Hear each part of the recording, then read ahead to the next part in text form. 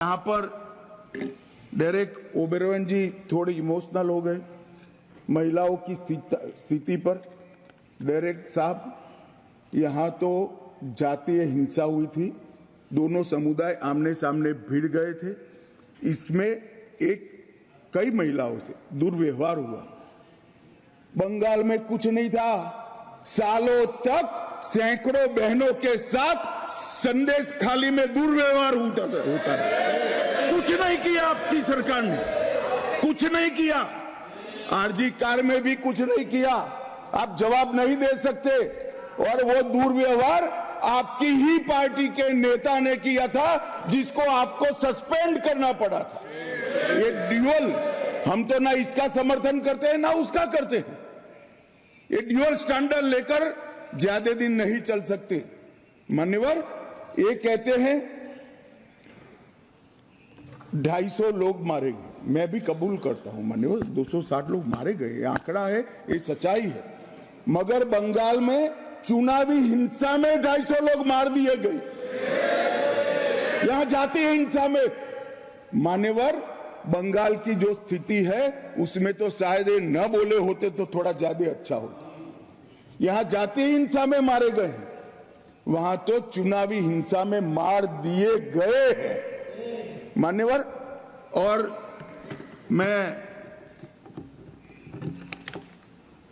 खड़गे साहब ने कहा 2 सीटों पर कांग्रेस की विजय हो गई, बीजेपी हार गई, इसलिए राष्ट्रपति शासन डाला है। मान्यवर, चुनाव को काफी समय चला गया, वहां वैक्यूम हुआ, इसलिए हमने राष्ट्रपति शासन डाला है। और उन्होंने कहा 2 सीटें हम जीत गए, अब सबक सीखिए। मान्यवर, ये 2 सीटों से हमें सबक सिखाना चाहते हैं। इस देश की जनता ने 3 चुनाव में लगातार इनको सबक सिखा दिया गया। और मान्यवर, क्यों सिखाया? मैंने आगे भी कहा, नॉर्थ ईस्ट की हो गया अभी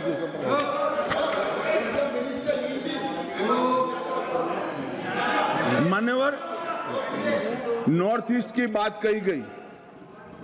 मैं आज बताने आया हूं मान्यवर, 4 से 14 कांग्रेस की सरकार रही, 14 से 24 नरेंद्र मोदी जी की सरकार है। नॉर्थ ईस्ट में 4 से 14 में 11,327 हिंसाएं हुई थी। मोदी जी की सरकार में 10 साल में 70% कमी के साथ 3,428 हुई। सुरक्षा बल 70% कमी, नागरिकों की मृत्यु में इंक्लूडिंग मणिपुर 85% कमी हुई। और मान्यवर, हमने 20 समझौते किए हैं 10 में। सबसे पहला एनएलएफडी के साथ समझौता 19 में किया, ब्रू में 2020 के साथ ब्रू समझौता किया, बोडो समझौता 2020 में किया, कार्बी समझौता 2021 में किया, आदिवासी समझौता 2022 में किया, डीएनएलए समझौता 2023 में किया, उल्फा शांति समझौता 2023।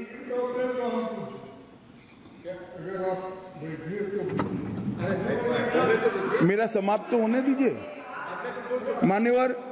आसाम मेघालय अंतर्राज्यीय समझौता 2022 में हुआ, आसाम अरुणाचल समझौता 2023, त्रिपुरा समझौता 2024।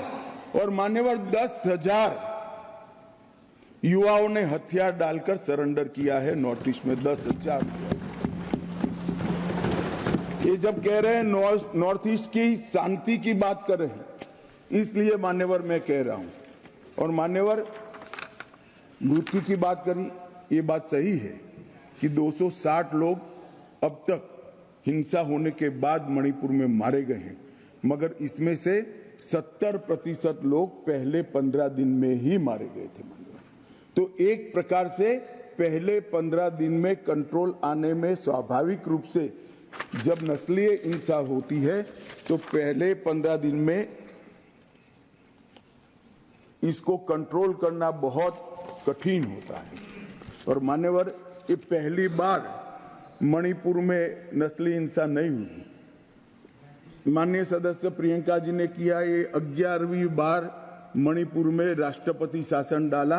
हमने तो साहब पहली बार डाला है, 10 बार किसने डाला?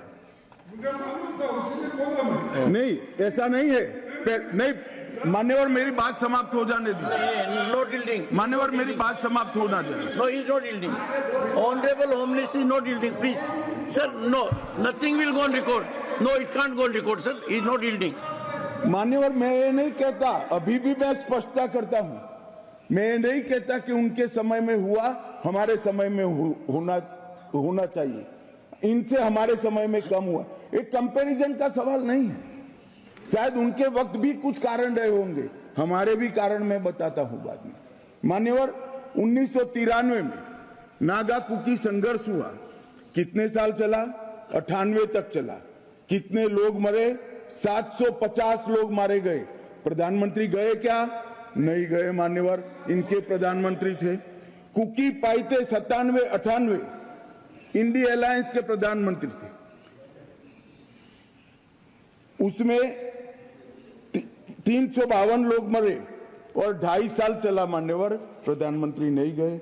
मतई पंगल संघर्ष 1993 पीवी नरसिम्हा राव जी प्रधानमंत्री थे, 150 से ज्यादा मृत्यु हुई, प्रधानमंत्री नहीं गए और 7 महीने तक हिंसा चलती रही। ये इतिहास जो मैं बताता हूं वो जातीय संघर्ष का इतिहास है। पहले नागा कुकी संघर्ष हुआ, दो ट्राइब के बीच में संघर्ष हुआ, फिर कुकी पाइते संघर्ष हुआ, 2 ट्राइब के बीच में हुआ, और उसके बाद में मतई पंगल संघर्ष हुआ, मतई और वहां विस्थापित तमिल, वहां बसे तमिलों के बीच में हुआ। मान्यवर ये सारे जातीय संघर्ष थे जो शांत होते होते होते कई बार 5 साल, कई बार 2.5 साल और कई बार 7 महीना लगा है, और हर बार सैकड़ों लोग मारे गए। मगर उस वक्त मैं रिकॉर्ड चेक कर कहता हूं, भारतीय जनता पार्टी के सदस्यों ने इस तरह से उसको पॉलिटिसाइज करने का प्रयास नहीं किया। मान्यवर सब ने कहा था कि हमारी सिंपैथी है मणिपुर के प्रति, जल्दी शांति होनी चाहिए। इस प्रकार से पॉलिटिकल तंज कसकर मणिपुर के घाव पर नमक डालने का काम किया है मान्यवर, ये नहीं करना चाहिए। और मान्यवर मैं आज बताना चाहता हूं इस बार हिंसा क्यों हुई। मान्यवर हम सब जानते हैं भारतीय जनता पार्टी के 7 साल में 1 दिन का कर्फ्यू नहीं हुआ था। जो मणिपुर में साल का 225 दिन तक कर्फ्यू ब्लॉकेड बंद रहता था, 7 साल तक एक भी दिन कर्फ्यू नहीं हुआ था। हाईकोर्ट का एक जजमेंट आया मान्यवर, जजमेंट के अंदर भारत सरकार को पूछे बगैर, रिकॉर्ड पर जवाब दिए बगैर, ट्राइबल कमीशन को पूछे बगैर एक जाति को ट्राइबल घोषित कर दिया। इसके कारण ट्राइबलों में अनरेस्ट हुआ और इसके खिलाफ एक बड़ा रोष हुआ और ट्राइबल नॉन ट्राइबल के बीच में झगड़ा हुआ। किसी ने इसको टेररिज्म का नाम दे दिया समझे बगैर, किसी ने इसको सरकारी विफलता का नाम दिया और कुछ लोगों ने उसको धार्मिक संघर्ष मान लिया।